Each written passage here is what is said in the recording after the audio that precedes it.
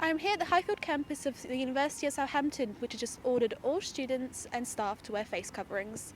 This measure was announced in an email by the university stating that face coverings must be worn when walking around campus and attending practical lessons.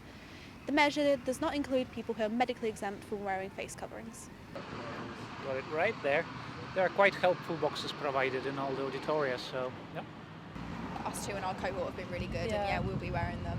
And coming from employment and other education, it's been enforced, so it's quite It's normal to for us. Yeah. Not yet, I haven't started wearing it, but if it would be mandatory, though I will definitely wear one. Nationally, COVID cases are on the rise.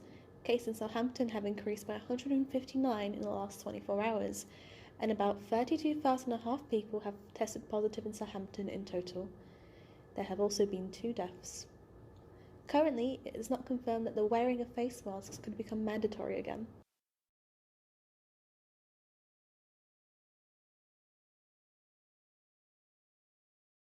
What do we want? Working rights! When do we want it? Now! What do we want? Working rights! When do we want it? Now! This council is using the door sign to basically restrict us.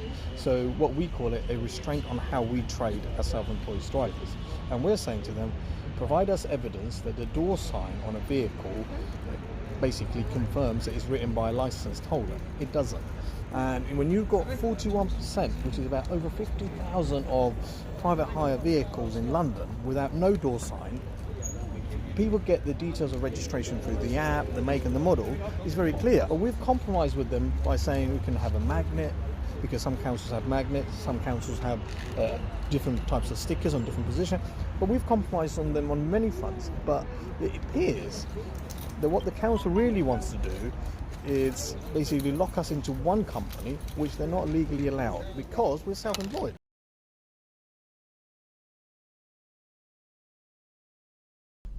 This is your Silent Journalism Update at 1:30 with Eva Paldamova.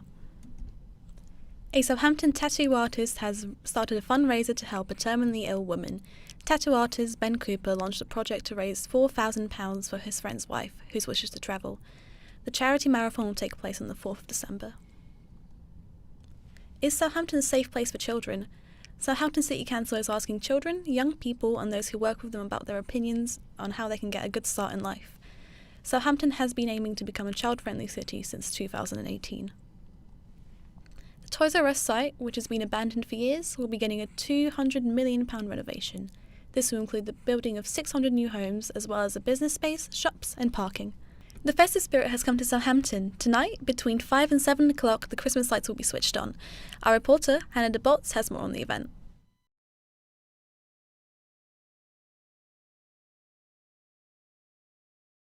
Eva, thank you so much for joining me here. Can you tell us a bit more about NaNoWriMo?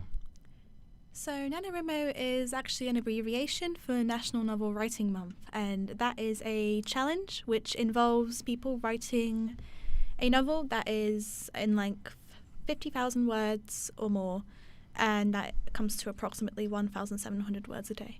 That's quite a challenge, I would say. What would the purpose of this be?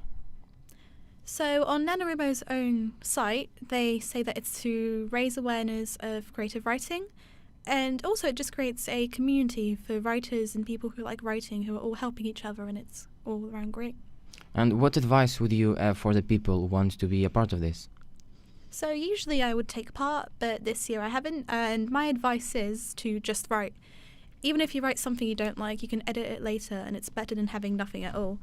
And also for people who are fans of short stories and other forms of creative writing, there's also Camp NaNoWriMo, which is in July and April.